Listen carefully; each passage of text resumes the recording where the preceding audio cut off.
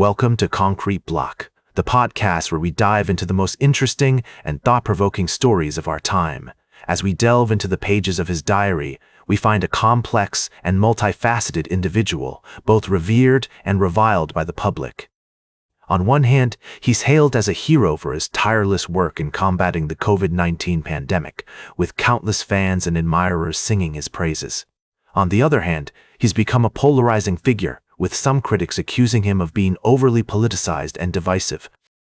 Through his diary entries, we gain insight into Fauci's inner world, where he grapples with the pressures of fame, the weight of responsibility, and the challenges of navigating a treacherous political landscape.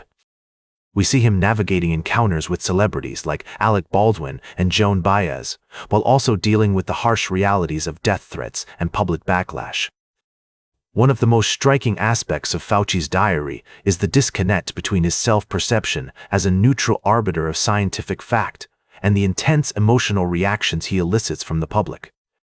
Despite his efforts to remain above the fray, he's become an unwitting symbol of the culture wars, with some people idolizing him as a champion of truth and others vilifying him as a representative of the so-called deep state. As we examine Fauci's journey, we're forced to confront the complexities of our own society, where science, politics, and celebrity culture intersect in unexpected ways. We'll be exploring these themes and more in today's episode, seeking to understand the nuances of Fauci's story and what it reveals about our collective psyche. We'll be right back with more of today's top news on Concrete Block. Welcome back to Concrete Block. We're diving into the world of politics, where primary elections are heating up across the country. This highly anticipated race has drawn national attention, with many seeing it as a microcosm of the larger struggle within the Democratic Party. El Sayed, a former Detroit health director, is running on a platform of progressive ideals, including Medicare for all and free college tuition. On the other hand, Stevens, a two-term congresswoman, is positioning herself as a pragmatic centrist, emphasizing her ability to work across the aisle and get things done in Washington. As voters head to the polls, the stakes are high.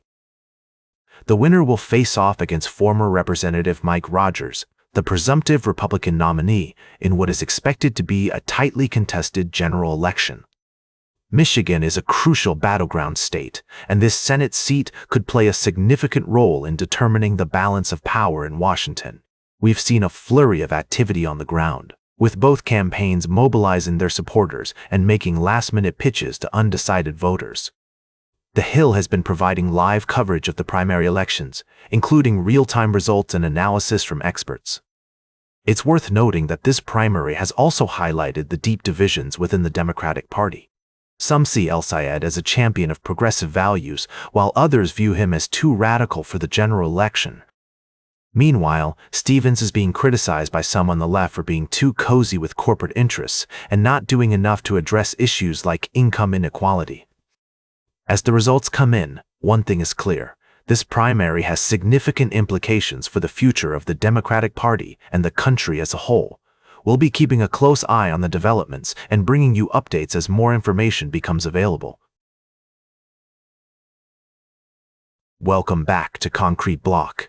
The Republican-led North Carolina House has approved a bill that would make it easier for residents to challenge other people's votes and county boards to toss those ballots. This move has sparked alarm among critics who argue that the law could lead to post-election chaos. The bill, which has already passed the state Senate, allows county residents to challenge early voters' ballots up to 3 business days after an election. County election boards can then vote to invalidate those votes with a simple majority of members. Previously, challenges had to be filed by Election Day, and county election boards had to unanimously agree to throw out a ballot. Proponents of the bill argue that it would strengthen state elections by ensuring that only eligible voters can cast ballots. However, opponents claim that the measure could lead to widespread voter disenfranchisement, particularly among marginalized communities.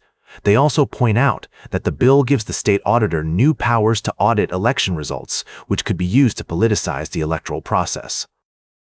It's worth noting that North Carolina has a history of contentious elections, and this bill has sparked concerns about the potential for voter suppression.